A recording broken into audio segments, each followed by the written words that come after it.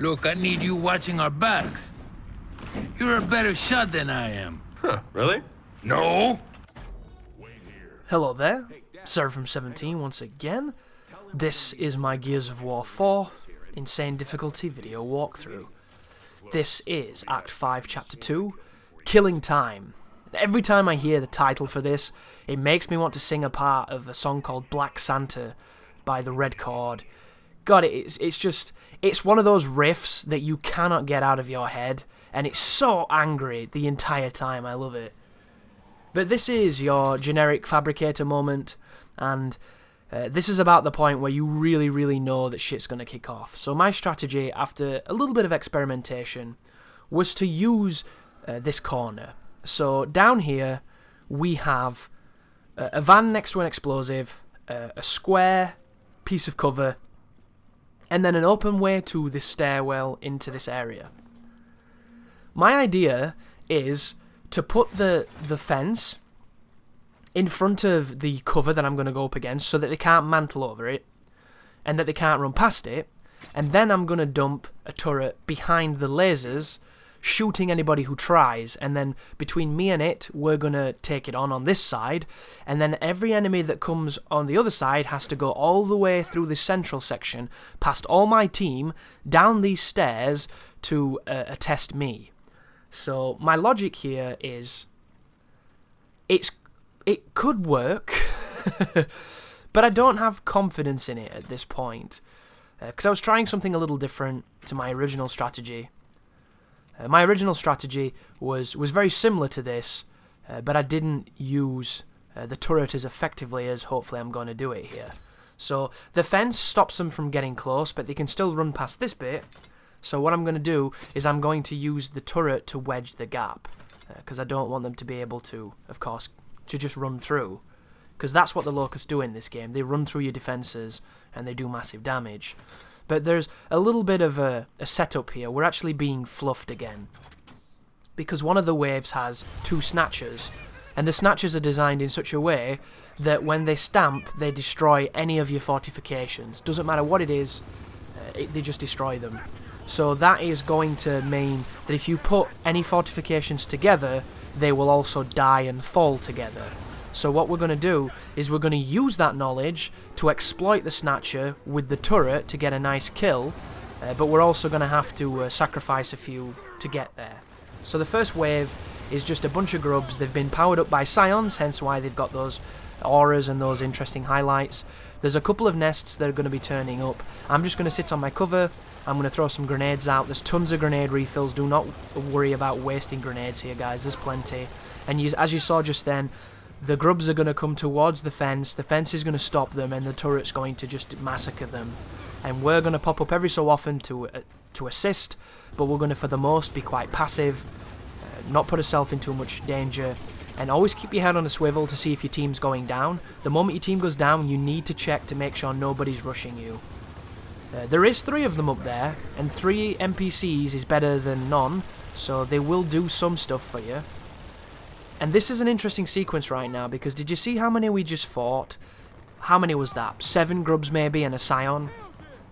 That's kind of your average wave in a defense wave, I would call. Right now, these people seem to be having a tough time, so I'm conflicted whether or not I should go help my team, because I don't know what they're fighting. If they're fighting something that can kill me quickly, I don't really want to risk it. If they're fighting something small, I'm pretty confident that they can handle it. So I'm just going to chill out. We're just going to see how this goes. I don't think anybody else is coming. The strategy so far is working. I do not seem to be a priority on their list, and my team is all alive now, so I'm going to push back over here, and I'm going to see what they're entertaining. So, from the looks of it, it's just a standard swarm guy, and he's got a shotgun. And he's at a range where his shotgun is not the best, but he's still making it work, because he's a beast. And now he's rushing. This is what I was afraid of, you see. But he rushed the wrong person, so we're just going to spray him. And I believe that is that the end of the wave? No, someone's still shooting at someone. But this section, folks, is going to highlight my problem with this game.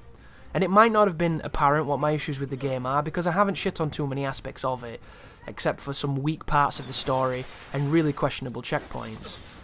But this is the... Oh, here we go. A couple of pouncers. So at the end of this wave, what would you say that was? 7 or 8 normal swarm, a scion, and now we've got, what was that, 2 pouncers and some juvie. So that's a pretty deep wave of dudes. This is dangerous too. You see that? I don't know how I lived then, because normally when he hits you from the quills at that range, you don't survive it. But I did, and I got lucky. And you'll notice, how long has this been, would you say? Maybe 3 minutes? 3 minutes of fighting. We can see that there's a lot going off in the middle. You can hear the crunching. And that's the end of the wave. So Marcus tells us it's time to dig in and put up some defences. So we've got a minute and 25 seconds to do so. So we're going to run around. We're going to pick some stuff up. In this crater over here, there is a torque bow, which is going to come in handy because there's a wave coming up where there's a bunch of elites that have torque bows, and they can hit you in cover because the bow's just that fucking good, and their accuracy is just that good. And if they put a torque directly on the cover above you where you're sat, it will still kill you. That is something that has been in every Gears as well, so it's not a new addition. It's just I've never much liked it, because if you have something stuck in the top and you're crouched behind it, feasibly, unless they collapse the wall, you wouldn't think it would do too much damage to you outside of concussion, like the concussive force of it. So never been a fan of that, but it's a mechanic that we've put up with in a lot of Gears. Here's me dumping a random fence, gonna try and pick up some ammo. I'm really comfortable on the side, so I don't really want to add too much to it because I don't need too much happening with it. That was me trying to see if I could order my team to use the Troika, because it would be really nice if you could do that, but I couldn't figure out how to do that because I don't think it's in the game. But I stuck a fence over there. I didn't think too much about it. I was just doing it hopefully to mix up the locusts that rush the middle, and then we get ready for the next wave. So the next wave immediately is a couple of standard swarms and a couple of juvies. So you heard the dude shout Scion, and believe it or not guys, we got a checkpoint. So at the end of that last phase, which is what I wanted to really emphasise, what did we say it was? About 7 or 8 swarm, 1 Scion, and then it was 2 pouncers and some juvies. Checkpoint. Great design, fantastic placement on checkpoint. Now look at the checkpoint coming up. So at the beginning here, what would you say that was? Maybe 4 or 5 standard swarms and a Scion.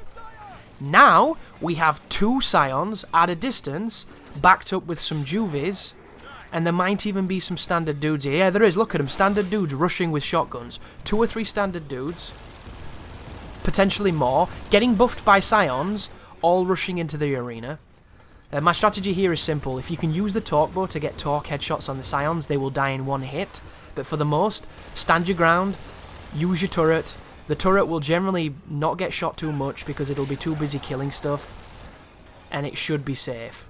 And what will happen here is, the moment where this strategy gets a little bit annoying is when he says that. The moment Del says that, you want to move over to this piece of cover here and stay on this stairs and stay mobile, because it means that the elites have spawned at the top and they have torque bows.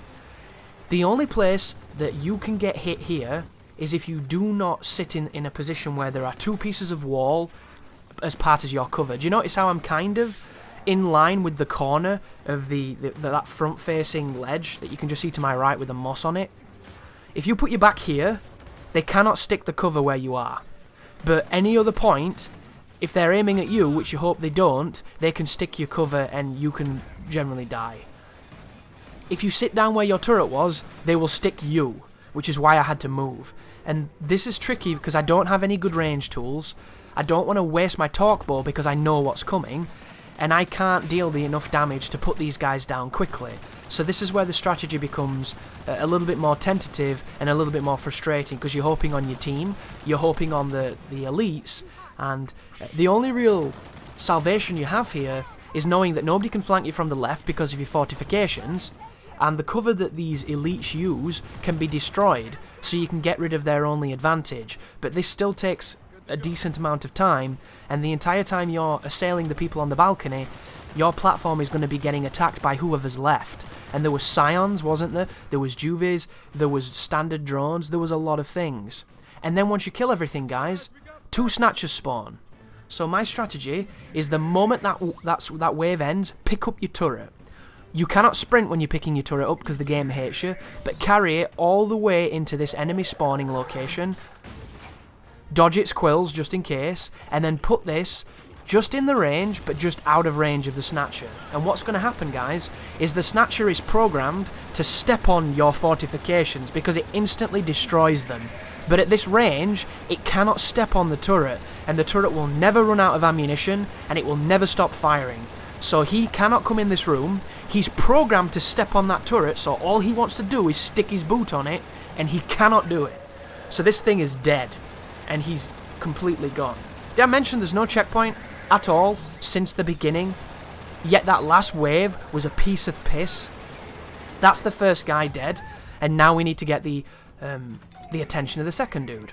So, Snatchers work on a very primary level. When they grab people, they can barely do anything except for breathe fire and step on you. If you're at long range, they can do neither of those things. So you can utilize the fact that this thing, all it wants to do is down people and take them away. You can use that to do great damage to him. And that's what I'm going to try and do here. I'm just going to try and keep my distance and let him pick up the AI, but he doesn't want to. He gets pissed off at me, and I think he comes over to my side. And if he does, we're going to go back into that room where a bunch of enemies spawned previously and gave us a really good cave, and we're going to just hit him with a turret. And you have complete immunity here. The only way he will deal damage to you is if he does the Quill Sniper, and it's a one-hit kill, so put yourself in cover. And it's fast as well. But I don't think he's gonna, so he's distracted on the enemies. I'm gonna just hit this guy with that, and there's your checkpoint, guys. That's the end of that wave. And it looks easy, doesn't it? But it's not. Because that Snatcher wave, until you find something that works for you, it's a nightmare, and you'd never get to practice it because every time you have to do that first wave of Scion and dudes, 2 Scions, more dudes, sniper guys on the balcony with torque bows, and then 2 boss characters who are a nightmare. Like, it's really miserable in my opinion. And then this next wave is a piece of piss because compared to that, it's nothing. And that's my problem with Gears 4. It has checkpoints that are clearly designed and clearly fair, and then it has other ones that are obviously more difficult and nowhere near as fair. Like, I don't understand having hit and miss checkpoints. To me, that just means that they measured them the same. They looked at those 2 waves where they put checkpoints then, and they think that 7 grubs, 1 Scion, and 2 pouncers with a few juvies correlates to the same value as that one. And I don't get that. I think there shouldn't have been a checkpoint after that first wave, and you should have to get to the Snatchers to get your checkpoint. And then you've got a checkpoint against the 2 Snatchers, and that's the tricky part. Because doing that entire first wave, and then that entire first wave of the second wave, is not that difficult. But doing an entire wave to get to a part where you can instantly fail for no reason just feels cruel to me, because you don't get a chance to practice, you don't get a chance to understand it, because you're too busy like fighting for your life. And it's funny because Snatchers are so dangerous, you don't want to fuck with them, but at that part, unless you fuck with them, you can't save your team. I've got a video if you want to check it out. It's a fail video. I think it's called I Tried, where I use every bullet I own and every gun in the arena to hit these things and they don't die. And I'm putting myself in really dangerous spots. And it gets to the point where I've got no bullets to my name, I've got nothing left, and they just carry someone away. And there comes a point where it's like, what the hell are you meant to do? How do you try harder than this? And awesomely, I found how to put a turret in that room, and it worked fantastically. And that came of frustration because the checkpoint wasn't good. So I was thinking of ways to put my back against a wall and utilize everything I know about games to get an advantage. And I was inspired to do it because of the carrier. Remember that carrier fight where I ran to the doorway and it turned out to be a place he couldn't come? That inspired this strategy. And right now, we have Scions with drop shots, and the drop shots were doing a lot of damage to my turrets, so I backed up, because once again, this guy's aim and awareness is so good, he will never put that drop shot anywhere where you aren't. And it's a double-sided sword, because if you can roll away from it, you're never in trouble. If you can't, you're gonna die. They also take a big beating too, so as soon as he gets close to the turrets, he's going to start shooting at the turrets. But at that point, he is not going to live very long, because the turrets are going to do big damage. But you don't have to worry about this wave, guys. It's really, really standard compared to that last one. So, we have a ton of guys with torque bows rushing us, but the turrets just said no. And right there, it sounded like a doorway opened. Did you hear that? The screen kind of shook. Interesting. And you see that? Look at that! We just got a checkpoint after a wave of, what, 10 guys? 20 guys, maybe? Because there's 2 carriers turning up. Like, 2 carriers is harder than 2 snatchers. And it's not. That confuses me to no end. And guess what? You know what we did against the snatchers? Works against the carriers. It works flawlessly. I am not scared of carriers at all, because I know I can beat them. And I know how to beat them. Snatchers are a pain in the balls. Don't like them at all. This guy's going to kill his turret as well. See what I mean? See how the program to get close and smash them once and they're dead? That's how every big enemy in this game seems to work. And that's why you can exploit them like I'm going to. That's the aerial one too, so you need to be really careful here. Luckily enough, my team is shooting it. Look at that. I don't know how I didn't die then. It was a good spatial awareness by myself to mantle over the cover, but even so, that was about as close as it gets. But you've got a checkpoint now, so nobody's going to suffer with this part, because you don't have to do anything to fight these 2 carriers, you just have to keep trying until you do it. So you don't need any kind of crazy strategy, which is cool, but at the same time, do you think that that's well designed compared to that last checkpoint? Because I really don't. And it frustrates me that they have good checkpoint, shit checkpoint, good checkpoint. So now only one part of this fight stands out, and it stands out for terrible reasons. That is one of those weird moments too. That was a big splash, and I somehow must have got iframes from the roll or something, which I don't think you get iframes in your roll in this game. Almost certain that you don't. But I'm going to lure him all the way back to this kill box, and he's going to die. So now I'm going to talk about a review of this game that IGN did. And I know what you're thinking, Chris, why do you even bother with IGN? I do it mainly because I like to look at a lot of different news sources and say what you want about them, but they do pump out a lot of shit, regardless of its quality. So, they said at one point in the review that they keep on mixing up the enemies, and then it never gets to the point where they just re-release enemies you fought before in greater numbers. And it even says at a point, no, Gears of War 4 is smarter than that. And I'm sitting here with this part in mind, which what have we fought so far? Bunch of Scions, 2 Snatchers, never fought 2 Snatchers before, they just doubled up on Snatchers, and 2 Carriers. All they've done is doubled up on Carriers. So the reviewer is complimenting how the game continually keeps pushing new enemies and never just needlessly throws Gauntlet-esque enemies at you, and then you're watching a video which is essentially 23 minutes of Gauntlet-esque enemies and doubling up on enemies that are unnecessary. What did that guy play? Except for this game on normal where you don't even have to fight because your team wins every fight. Like, I will never understand sentiments like that in reviews. And it's, of course, that's probably one of his opinions. He thinks that that's diverse and not gauntletty and doesn't double up on old enemies because it's cleverer than that. I don't think it is. I think there are legitimate moments in this game where it doubles up on its old tricks because it doesn't have any left. I really do. Even doubles up on the Swarmak later on because it literally has nothing left. Like, that to me is not a game showing that it's smarter. That's to me showing that a game doesn't understand it had a really cool thing with the idea of the Swarm and the DBs fighting each other, and it had an even cooler thing of the mutated DB, and it didn't use either of them. Instead, 2 carriers, 2 snatches, bad checkpoint. See what I mean? Like, and once again, this is my opinion. You know, this is me appraising it from my perspective. So you might disagree with that. He might disagree with that, the person who said that. But I found it very funny that he didn't feel that there was any part of this game where they just stacked up enemies for the sake of a gauntlet, when you are looking at the very definition of that design. And I have no problem with it, because I actually really like this fight.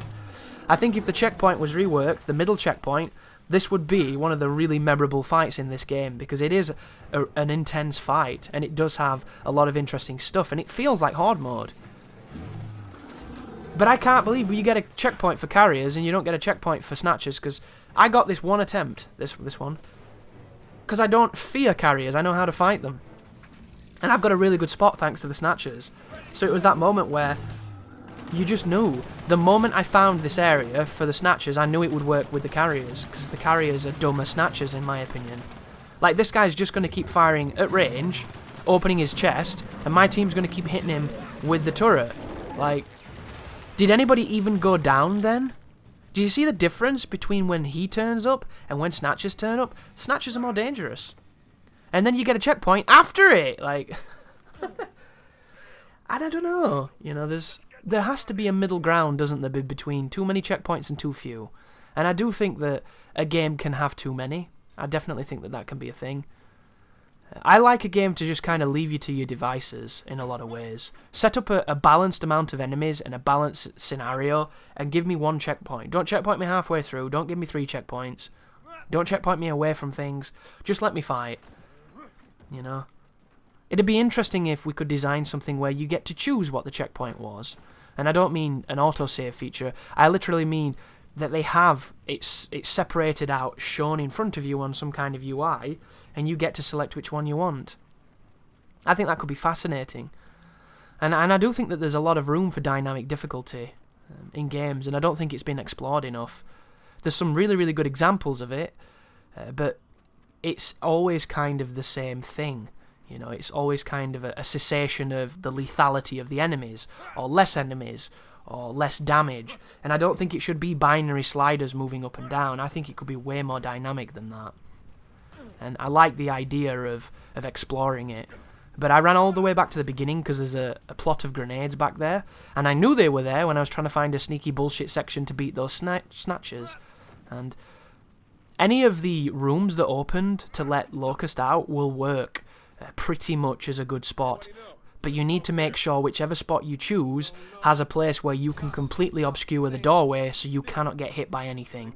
Because if you can't, there's a chance that you might get hit by some really unlucky moment. Which is why I chose the one I chose, because it had those kind of generators that you could sit behind on the left, and the turret just worked beautifully. But there's another one, you see that? We run forward for 30 seconds listening to exposition, doing no gameplay, and we get a checkpoint. Why? Did you notice before, when we ran through that area, and I swapped out all the weapons with everybody after a fight, we listened to 30 seconds worth of exposition, we got into another fight, I died, and I was before I'd done any of it. Why? Why is here now checkpointed, but then wasn't? I don't get it. And that's one of those things that bugs me the most. I don't understand it, and I don't understand why there are moments where the game feels like somebody went in there and touched checkpoints like a fine-tooth comb in areas where they could be, and then there are other moments where it looks like a guy on a Friday just kind of flicked the checkpoints haphazardly while he was watching pornography and waiting to go home. Like, I would rather all the checkpoints be bad than intermittent ones, because it shows that they could have been great, they just fucked up. I think that makes it look worse. But how do you feel, guys? We're getting to the end of the game, so you've obviously experienced a few of them now. Can you think of reasons why they have moments that are really well checkpointed and moments that aren't? Is it designed? Is it intentional? Is that difficulty to you? I don't know. It's weird to me. Thank you for watching. You take care now.